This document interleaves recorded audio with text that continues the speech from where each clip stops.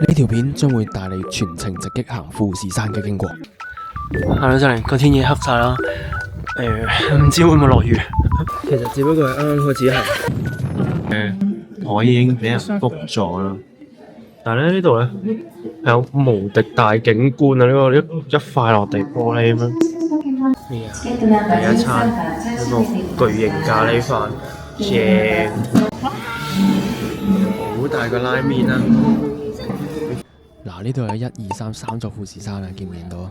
係咪覺得好似咧？我哋喺山腰食。係啊，啱先過咗個登山口，我唔知係咪登山口啦。反正就要 check 牌嘅地方。登山閘啊！登山閘。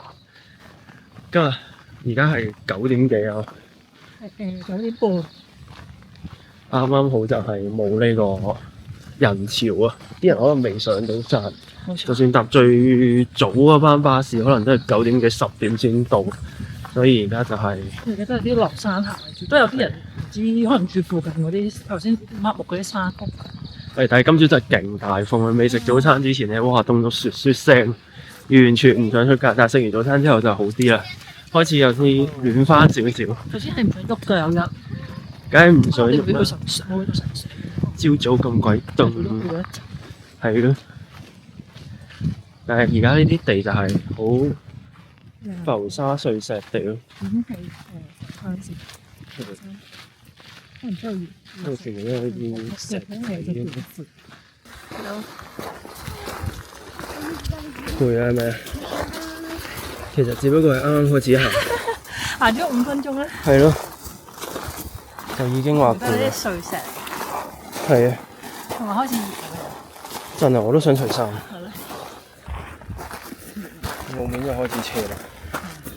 我開始已經考驗你平時嘅行山嘅技術啦。同埋對鞋嘅防身。係。跟住應該又要賣下廣告。呢對鞋咧就係Salomon嘅 Ultra 4啦，10分之咁好行，防先。喺我剪緊呢條片嘅時候，見到呢隻女仔咧，我就諗起，都係冇諗啦，正經啲上山啦。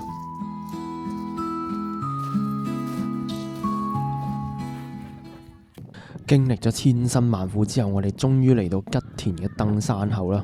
呢個位置呢，就喺六合目嗰度，係最後去廁所嘅準備。但係去呢度嘅廁所呢，係要俾300 yen 嘅。如果你係經常需要去廁所，就記得帶多幾個100 yen 上嚟啦。哇！然之後呢度係勁大風，跟住有個指示牌啦。呢度就係嗰個登山所啦，六合目。就我哋而家，我都唔知有冇行咗50分鐘。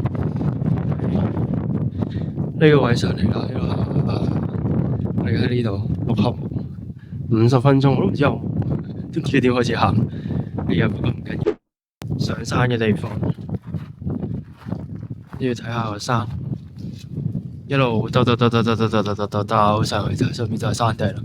就咁望咧，其實好似又唔係好難嘅。其實只不過係啱啱開始行。終於都上到你個真正嘅登山道，我哋就會喺呢個分道揚鑣嗰邊咧，就係落山口，即係上完山頂咧喺呢邊咧就落翻嚟啦。然之後另外有條分岔路，呢邊就係上山嘅。咁好明顯呢條路係斜好多，嗰條落山嘅係冇咁斜，係啦，由遠處一路咁樣落嚟嘅。基本上由5合目上到6合目，再去7合目呢，都係呢啲斜路嚟嘅。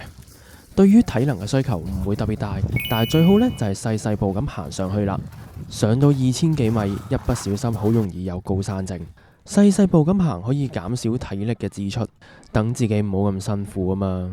特別係第一次行啲咁高嘅山，一定唔可以急啊。其實呢，由下邊5合目上到嚟6合目呢度呢，都唔知係咪6合目啦，定唔知7合目啦。然之後呢，佢基本上全部都係斜路嚟，冇乜樓梯。跟住前面嗰度應該係嗰啲山屋啦。我哋即係唔係咧？一棟棟已經到咗嗰個屋仔嗰度啦。7合目嘅山屋就呢。係啊，山間小屋啊，跟住可以去廁所啦，同埋可以燒人。休息一陣。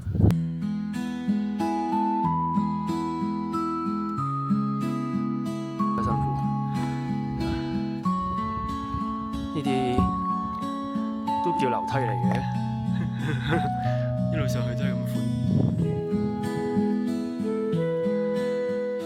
已經到呢個花小谷啦1700米七合目花小， ，2700米，攰唔攰啊？少少。仲係咁大。係啊，跟住望下出邊，哇！我哋已經行咗好大段路啦。你係咪辛苦咧？又唔算特別辛苦，其實只不過係啱啱開始行。上到嚟七合目呢，就要小心啲啦。呢度啲石呢係不規則嘅，即係話佢每一級都唔係平均分布，消耗嘅體力呢就特別大啦。同埋佢啲石係戒手嘅，呢啲時候最好梗係戴翻對手套，防止戒傷對手啊嘛。再加上呢度風沙咁大，戴翻副太陽眼鏡可以防止啲風沙吹入眼啊嘛。行到咁上下，體力消耗咗一半，仲要遇到呢啲不規則嘅石頭。當然係要揀啲細級好落腳㗎啦，減少因為拉伸太大而導致抽筋嘅風險啊！上到嚟呢個七合目嘅燒印所就可以坐喺度休息下啦。最估唔到嘅係佢居然有明信片賣，不過呢度啲明信片都唔平㗎。除咗呢度喺你住嘅山屋都可能會有得賣，但係呢度估唔到嘅係居然會有金剛杖。另外要燒印嘅話呢，就要300 yen 一個啦。七合目嘅七合目嘅唐我嘅卡，幫我哋活住。唐我嘅卡幫我8。呢度有啲人，有啲人有啲燒印啊！而家已經聞到陣飯味，好香。有啲煮緊，想食飯。有包嘅仲要。而家就繼續喺度上，都係呢啲路嚟，但係唔算話特別難行，都行到嘅，勉勉強強都。然之後，肥豬仔行到好辛苦啊！你睇下，哇，步步為營啊，真係。要學下啲新嘅成語啊！即係行山呢家嘢嚟講，最好都係行啲細級啲嘅，咁咧體力消耗就冇咁大，同埋我覺得好似輕鬆啲。哦，有樓梯咯！呢個係七合目嘅救護所。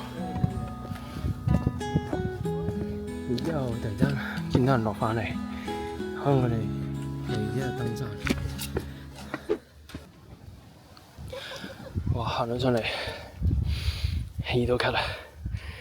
見到佢仲行緊，我都覺得辛苦。唔知呢度係幾多合目咧？但係行咗一陣，可能已經都係七合目最後一間。頭先係最後一間，唔知啦。而家有間收。辛唔辛苦啊？辛苦少少啦。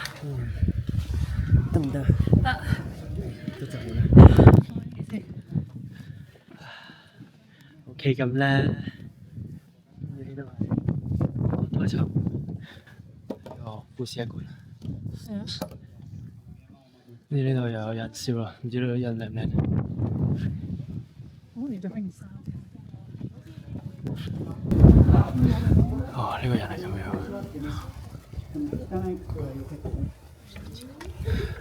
佢上面仲有。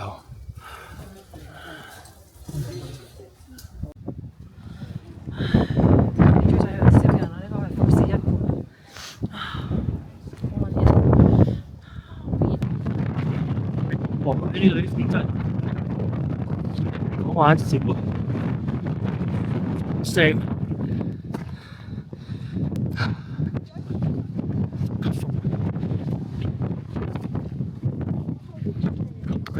到啦，另外一間小屋。上到嚟呢度，就係要佢收收我打卡啦。要啊。係啦，跟住呢度又係一間小屋啦，雖然唔知佢叫咩名啦。未知。未知，真係未知。有冇挑戰性啊？有。同上次比邊次辛苦啲啊？好似上次辛苦啲嘅。咁證明咗你又成長咗咧。多謝。犀利啊！果然生日行真係特別勁。其實已經大風到咧，要戴晒手套。係。嗰隻肥豬係唔使戴手套。戴咗同冇戴咧真係好大分別。真係，嗰啲空氣吹嘅手咧，喺呢度就俾大家睇下佢燒印嘅過程啦。佢係用一支燒紅咗個鐵，然之後辣落支木棒度嘅。個感覺呢，就有啲似你睇電視劇嗰啲刑具啊！唔知點解呢位哥哥仔笑得咁開心呢？至於點解唔用其他方法，相信係因為呢度嘅氣壓比較低。再者可能呢個係一個比較傳統嘅方法啦。至於你支金剛杖呢，就係八面體嚟嘅，佢呢就會根據佢個印嘅大細而睇下要吸幾多個面啦。等我哋一齊嚟靜心欣賞下呢個工藝啦。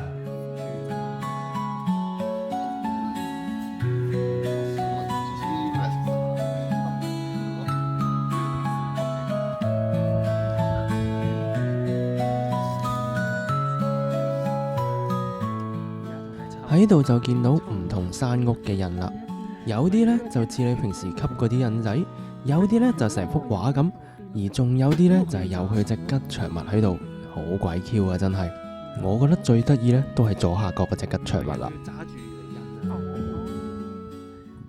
而家咧，距離咧富士山頂咧仲有3.2 km， 佢話要行262分鐘嘅，但係咧我哋今日唔知上唔上山頂啦。咁我哋今日可能就係上包，然之後呢度仲係好大風係一企喺度咧，係啊，一停喺度就凍啦。咦，上面仲有間屋喎，嗰間唔知係咩嚟嘅咧？係啊，可能7號嘅最後一間嚟，唔知係咪咧？間都最後一間，我唔知邊間係。其實只不過係啱啱開始行。係咯，有好多間嘅7號喎。係咯。啊，唔係，我哋6號定7啊？7咯。7係有好多間嘅真係。係咯。因為其實7上8係最勁辛苦嘅咧。呢度咧就真係冇乜落腳位嘅，巨斜咯呢度係。然之後頭先行嗰條路基本上你，一係一日衝上嚟，一係咧你係捉住條鐵鏈掹上嚟。基本上咧你行一步停一步咧，你係冇可能行得上嚟嘅。已經黑晒，行到上嚟個天已經黑晒啦。唔知會唔會落雨？可能上面落緊都未定。然之後呢度條路都仲係咁斜，但係我覺得都仲 handle 到嘅。係攰啲咯，啲大級嗰啲，同埋難，要慢慢行咯。上邊可能冇啲。冇啊，係咪好啲啊？係啊。有一手可以攞嚟撐一撐。係啊。然之後盡量揀啲細級嘅嚟行咧，就會輕鬆好多。好。行2步㗎咋，跟住你就接翻部機㗎啦。我停咗先。係啦。我哋而家已經喺啲雲入邊啦。哇，超正！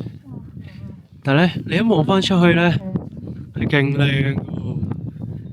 你完全唔覺得好似喺啲雲入邊。係啊。但係咧，呢度啲地就似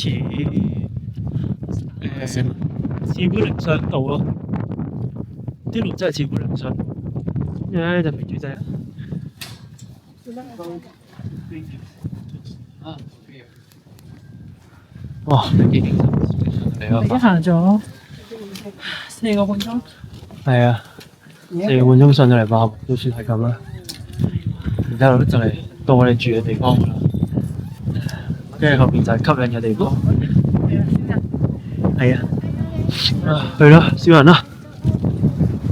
呢個開始咧就係百合木啊，跟住咧已經係全部都係樓梯啦。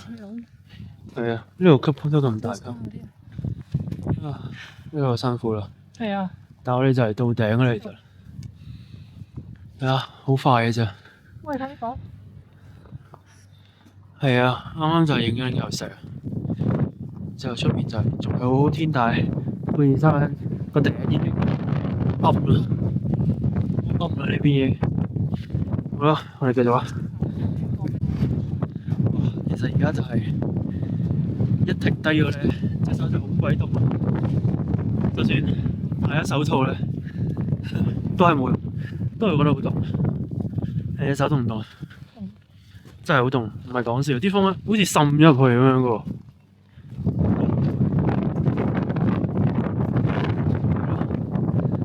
唉，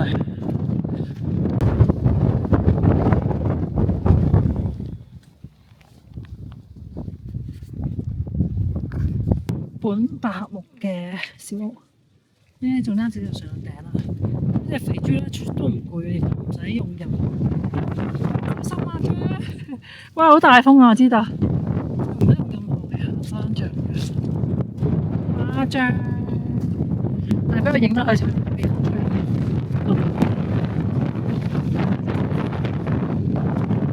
真係好大風。正所謂上山容易落山難，哇！見到呢位外國友人好似都唔係好得，哇！先啦，呢度啲浮沙碎石地咁多呢，其實要落山係真係好困難嘅。咁下一集呢，就會教大家點樣可以安全地落山啦。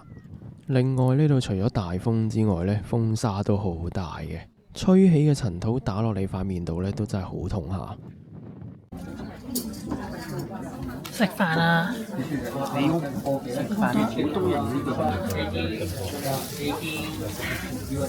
又分 number 食飯啊！頭先其實有個木牌仔